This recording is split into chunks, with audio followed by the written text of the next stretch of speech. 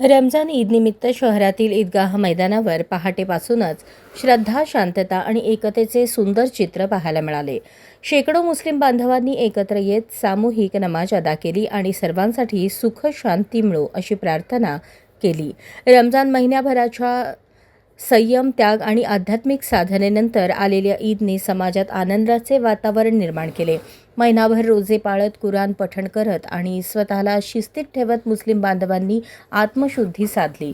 त्याचबरोबर ईदपूर्वी जकात आणि फित्रा देत समाजातील गरजू, वंचित घटकांनाही सणाचा आनंद मिळावा याची काळजी घेतली.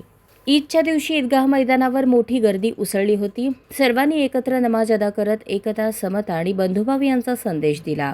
नमाजनंतर एकमेकांना मिठी मारत ईद मुबारकच्या शुभेच्छा देण्यात आल्या. खोडगी रोड परिसरात आलमगीर ईदगाह येथे शोहर काझी मुफ्ती सय्यद अमजद अली यांनी सामूहिक नमाज अदा केली. एकंदरीत रमजान निमित्त सोलापूर शहरात सकाळपासूनच उत्साहाचे वातावरण पाहायला मिळाले. नवीन कपडे परिधान करून मुस्लिम बांधव ईदगाहकडे मोठ्या आनंदात रवाना होत होते. ईदची नमाज संपल्यानंतर सर्वांनी एकमेकांना गळा भेट देत ईद मुबारकच्या शुभेच्छा दिल्या. अनेकांनी एकमेकांना आपल्या घरी येण्याचे आमंत्रण देत पारंपरिक शिरखुर्मा व गुलगुलेचा आस्वाद घेण्यासाठी आग्रह केला. एकूणच ईदच्या निमित्ताने सोलापूर शहरात प्रेम, आपुलकी आणि एकतेचा संदेश पुन्हा एकदा अधोरेखित झाला.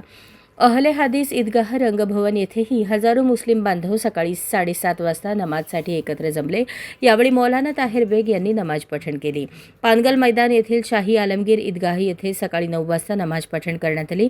येथे मौलाना सय्यद अहमद गौरी हैदराबादी यांनी नमाजनंतर सामूहिक प्रार्थना केली. जुनी मिल कंपाऊंड येथे ईदगाह येथे सर्व मुस्लिम बांधव मोठ्या संख्येने एकत्र जमले होते.